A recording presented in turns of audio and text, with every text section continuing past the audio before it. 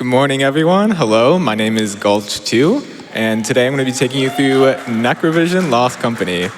NecroVision Lost Company is an alternate history World War I horror FPS game.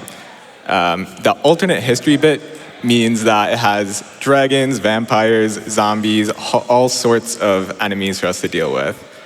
This game is also super glitchy, so it has very unique movement mechanics, and it also has some game-breaking glitches, a lot that has been discovered in the recent times. So this one has had a lot of improvement since I originally submitted it, so I'm excited to bring it to you all today. I'm also super excited to have two amazing speedrunners and commentators here with me today. If you'd like to introduce yourselves. Hi, I'm shmumbler, former world record holder of this game for about 30 minutes before Gulch took it back. Hey, I'm astridthehorrorgirl. I speedrun this game as well, and I'm the reason that these two speedrun this game also. I dragged them over to do it with me. And we love you for it. And with that, we'll just get right into it. So I'm just going to go ahead and click New Game, and the time will begin once I load in. So I will tell you when.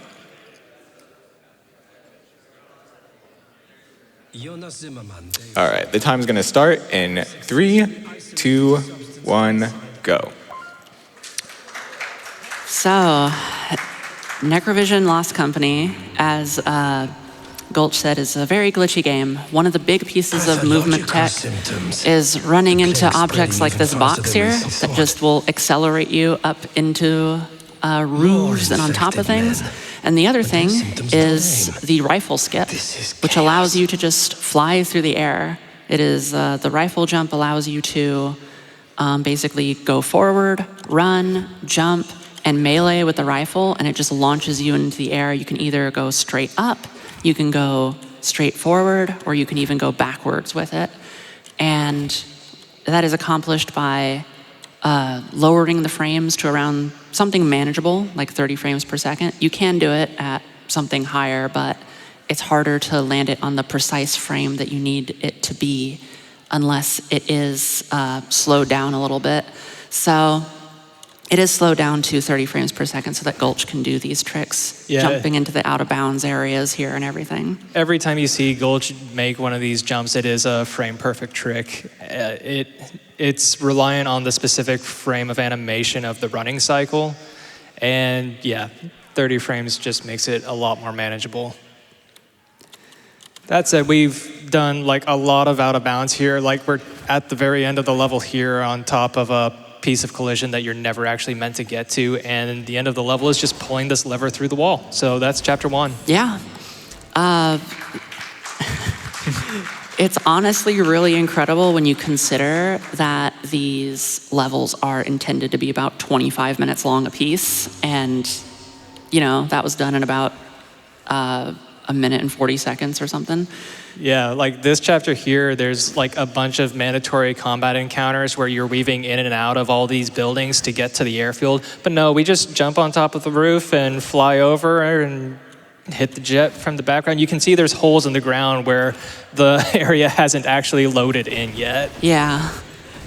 When you consider also that at this point we're supposed to have met an NPC friend who we're supposed to be helping get onto our plane to fly us off, but we never met that NPC friend. But they will be talking to us on the next level. And those are some sort of war creature right there. If you're wondering what those flying things are, we don't know. Yeah. The game will not tell us. And our characters don't really comment on it either. And now we have a vehicle mission, everyone's favorite type of missions. Yeah, this is like basically an auto-scroller. You can move the plane faster by holding W and shift because, you know, why wouldn't a plane be able to sprint? Yeah, exactly. But yeah, there's no like real skips on this level. It's just a lot of optimization that we've all worked on to try to get the movements correct and stuff. But that being said, this is just kind of like some wave-based combat and protecting this train down here. So that does give us a good opportunity for things like some donations. Absolutely, we've got donations coming in, including $20 from Strife the Historian, who says, "Oh my lord, I can't believe NecroVision of all things is at GDQ. Good luck, Gulch. May the jank be with you." Thank you. And we've got a $50 donation from Rarest. Thank you so much for that. We've also got a $25 donation from Kubaru that says, "Unfortunately, I have to work today, but that won't stop me from donating to an amazing cause. Have an amazing day, everyone. Much love." Thank you so much for that donation to MSF. And yeah, if you're watching at work, you could just have it silenced on a little tab to the side. Who's never done that? We have time for a few more donations. Yeah. You got it. How about a $25 donation from Shikari that says, "Hi all, big time fan. Whole family is watching and cheering all our runners on. Good luck and support doctors." Thank you so much for that.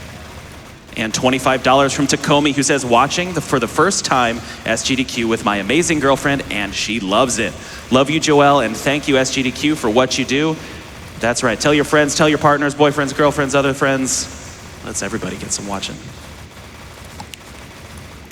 All right, so we should be nearing the end here. We are gonna, yeah, we can see the train is on fire, so that's how I know it's near the end. I don't want to go too soon because we can get sucked back into a cutscene here, but now we're safe to go ahead. So we're gonna navigate our plane around this corner, and there's a blimp in the distance that we can't see yet, but you can see we have the red crosshair and we're hitting the blimp, so it's kind of the next phase in this. And after we reach a certain point and take down this blimp, we'll be taken to the next part of this chapter. Also, you might notice sometimes the dialogue seems to be skipping forward. That is Gulch quick saving, because quick saves just overwrite dialogue for some reason, which is something that we'll be using not just here, but certain points later in the game too. Yeah, and those were really good audio skips there. We skipped yeah. most of them, so that was good. It's pretty precise when you want to hit quick save in order to save the most dialogue, and it's not consistent through all of them, so it's a bit tricky to do, and you can mess it up pretty easily and lose, you know, a solid 10 seconds, which, if you're going for world record attempts, is quite a lot. Also, you might notice our perspective has changed here, and we're kind of in like a phase 2 of the auto-scroller segment. Even though you're the gunner, you can still make the plane sprint for some reason. You can also crouch with the mounted machine gun and just shoot your cockpit and take your own plane down. I won't be doing that. Yeah, it's not advisable for a speed run or for casual play or for any reason, you know, whatsoever. If you also wonder why it doesn't, there's a boss health bar, and there's a big old dragon for Gulch to be shooting. That dragon literally cannot be killed. So the best thing to do is just to make sure that the dragon does not kill you by shooting the fireballs. Also, we wanted to talk about at one point when I found this run out there, because I just randomly found these games on the internet and immediately wanted to be speed running them after playing them casually. There was this group called Run Invalid. They were already routing this game. Run Invalid is like this group of European speedrunners that were finding strats together and like doing this team-based competition and segmented speedruns against each other. Whoever had the best time was like the winner. And for almost 7 years, like nobody had touched the game after them.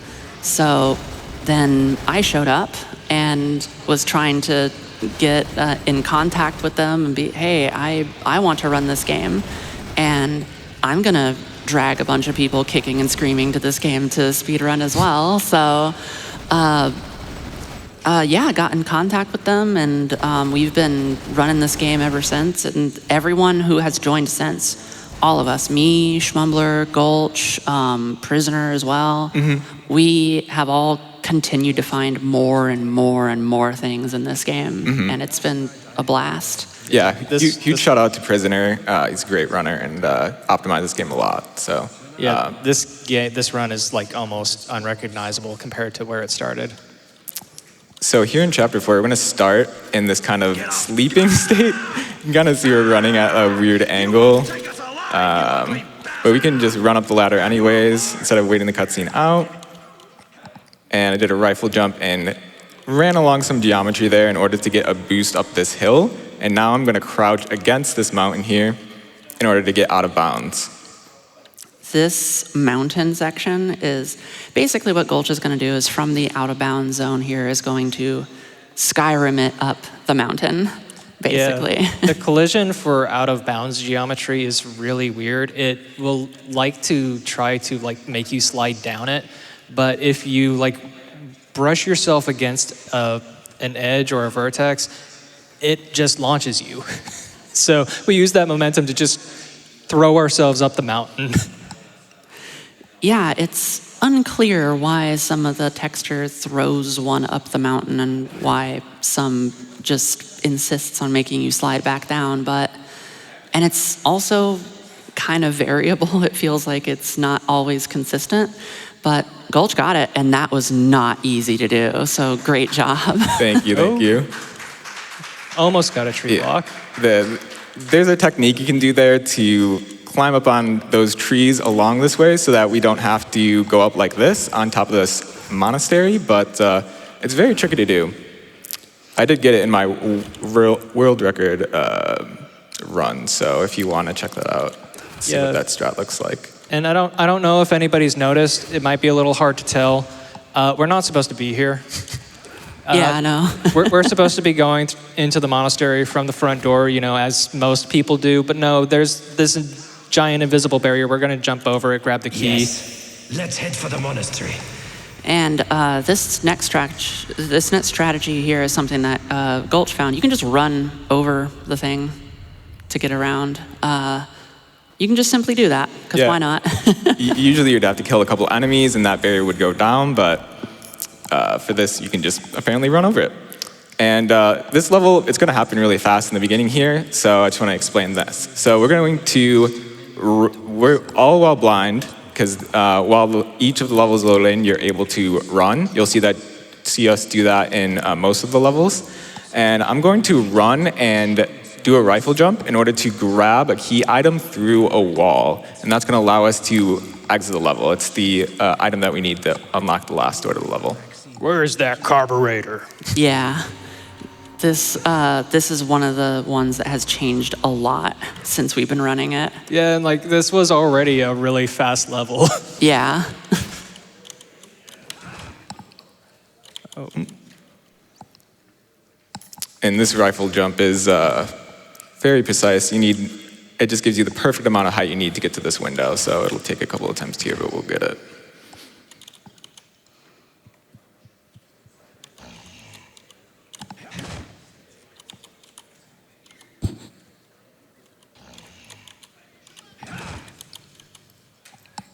By the way, all the enemies down there, there's supposed to be a lot more.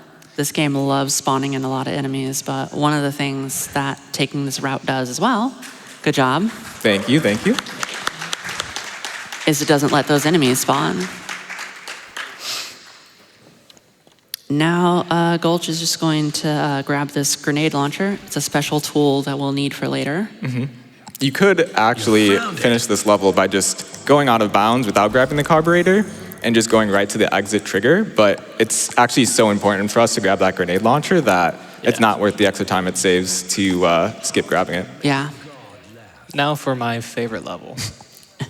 So this level, Haunted Dam, starts you off driving a tank, and you're supposed to kind of be doing this tank escort mission all the way to the end, and it's one of the longest levels in the game. But instead, you can drive this tank up this hill, That's and none of your business. you can't actually walk You're up a this good hill soldier, with your own but 2 one feet, hell of a but miserable man. you can with the tank. I've never much cared So what the common driving this herd tank think all the of way me. up here, you Hell, run we'd into an both be invisible thrown wall, out of charm school. and once you get into that I'm happy invisible to have you wall, along, Jonas. then you can jump You never out, repair and the our tank hands I just can get. deposits you on I'm the not other here to side of help the you. invisible wall. I just need to get to the And fortress as soon as now possible it's for just all going to our be sake. Gulch Stop trying to this get to disease from the spreading. end of the So, level, the you're last a thing that you doctor, need to huh? hit. So I'm once a again, we scientist. have plenty of time for some donations. Absolutely, lots of love here, including $25 from Devin. They said, thank you, staff, for all the hard work you put into these events, and thank you, runners, for going fast. Thank you so much for that. We've got $10 from Luna Moon. It says, good luck to the runners. Good luck to you on this, Gulch. You are doing amazing. Thank you. And we've got a $50 donation from Anonymous. No comment, but no comments needed. No names needed. If you want to just donate, you can do that by heading to gamesdonequick.com/donate and help us support MSF. So there is a fun thing that this level kind of highlights too. If you're listening to the chatter, you'll notice that we're playing as a German soldier and we're being, we're going along with an American soldier. The title screen for this game, when you highlight new game, says, join the British Army on the front lines of World War I. There are no British soldiers in this game. At all. Yes. It is unclear why on earth it says that in the main menu of the game. It's because that's the text from the first game. That's true. Where you do play a British soldier. It's a little copy and paste, never hurt anyone, you know. Yeah, Gulch is just going to fall into this hole here, right into the final area of the game, and then is going to come across these zombie soldiers right here with the long red arms. And Gulch is going to try to group them together with this grenade launcher, get them all in one spot, knock them against the wall, and then finish them all off, just like that. That was really well done. Yep. Yeah, that end of the level there requires two different things to trigger, which is for you to reach the door and then for all those enemies to be dead. So this level is an interesting one because you won't be able to see what's actually happening, which is quite a lot. So first, Gulch is getting out of bounds with these rifle jumps, but then is going to go to the end of the level. But the interesting thing about that is you won't be able to see it because all of the visuals of this are just going to disappear after a certain point. Gulch is going to the end of the level in this completely blind black screen looking at context clues like to make sure that he's in the right place. So right now, he's waiting for visual confirmation that he's can start proceeding through this door that needs to open. And once he gets there, he's going to go in and he's going to maneuver through this door and walk up to this last enemy in the level, and then is going to just try to skip this cutscene and then kill that enemy, just like that. Really well done. Thank you, thank you. Now, that level you couldn't see because the screen went black. This level you can't see because we're going to be spending like all of our time in the void, and Gulch is actually going to make some pretty scary rifle jumps into the unknown and hoping that he has the lineup good enough. Yeah, it's also really, really tricky to judge the lineup of these jumps because a little too high, you bonk your head on the ceiling, a little too low, and you don't quite make it.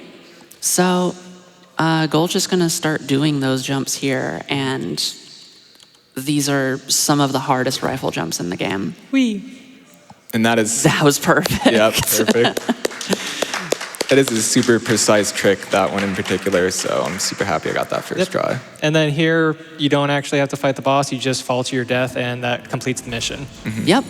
You just have to make sure the boss spawns in because it's a scripted loss, and what better way to lose against that boss than to fall out of the world. Now for shenanigans. Yes, this is chapter 9, and this is the level where it's like, hey, if anything does go wrong in the run, it'll be here. This is the most frustrating part of the run anytime you do it, especially since it's so late in the speedrun too.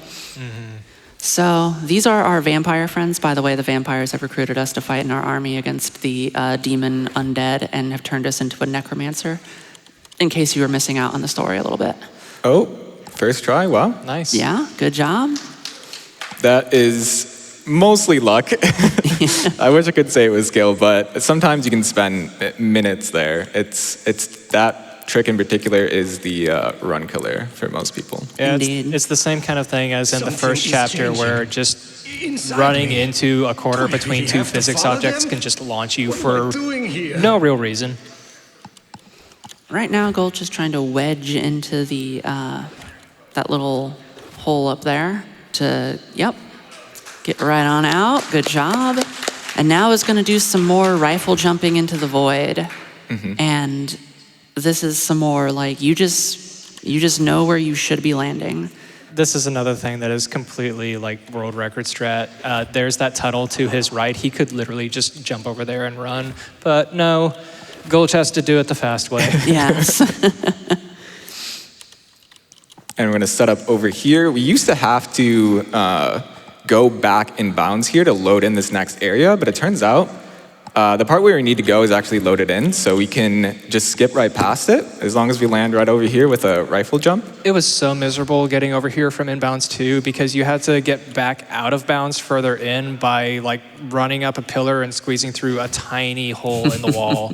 And then you had to land on like 3 separate pieces of collision out of bounds that are also very small while enemies are attacking you from the other side of the wall.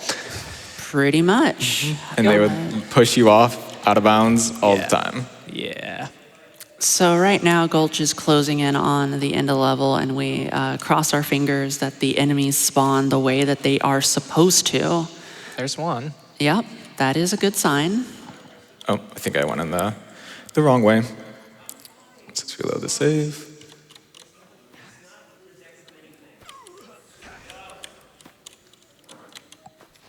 Because this is supposed to spawn like a whole gauntlet of enemies that you have to kill to trigger the boss, but if you get lucky, you can just kill 2 individual spawns.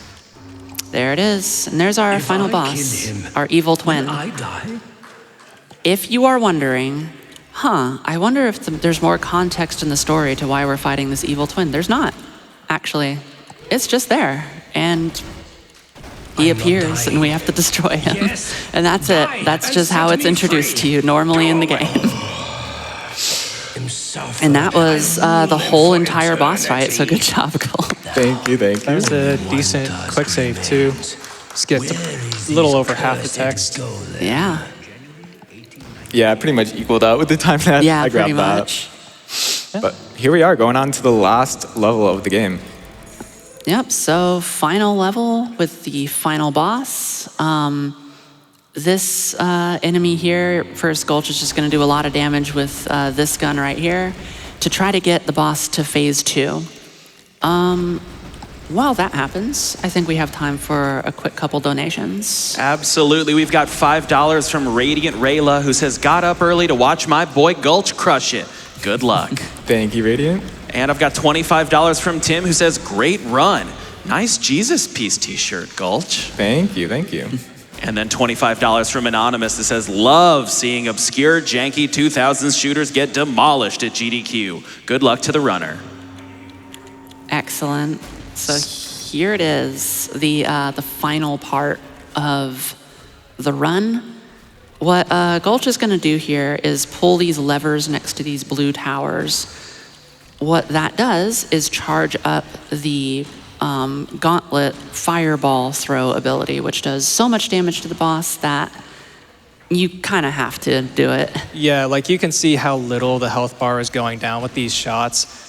One fully charged fireball deals a little under 50% of the boss's HP. So we make 2 laps doing this while shooting between levers to try to get the health down enough to where the second fireball just kills.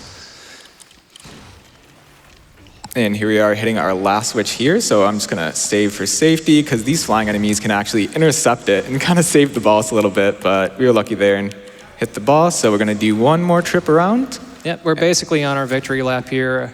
Gulch, do you have anything you'd want to shout out?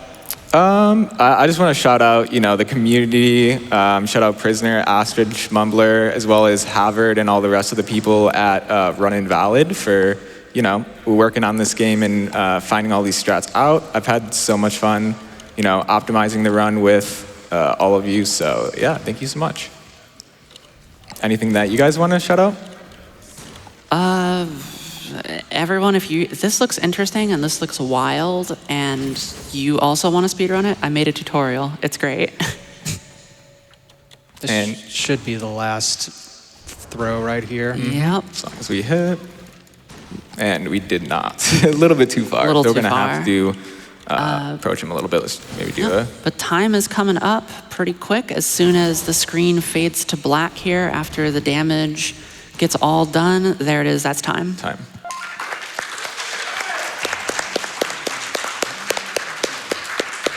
And we have this epic monologue to end the game with. This is Zimmerman, the person we played with, played as the entire game.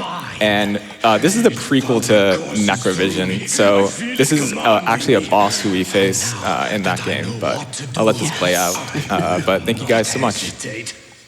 Only I know how to use this power. The demons are winning this war, and not a single human or vampire can survive without me. I must create a new army, an army of the undead. Warriors without doubts, without mercy, without fear. There can be only one ruler of the darkness. Now is my time! Beautiful. So epic. But yeah, that was NecroVision Lost Company. I'm Gulch2. Thank you guys so much for having me. If you want to follow me, I am a BioShock and horror game speedrunner. Mainly do the BioShock series, but you know, throw in games like this from time to time when Astrid tells me to speedrun something. So. Yeah, only thing I got is another shout out for Astrid for literally reviving this game. This game is a lot of fun to run. Well, thank you both. And yeah, I myself speedrun a lot of games, and I like to find weird, bizarre games like this to speedrun. And yeah, that's what I do. Thank you all so much. Thanks, everyone.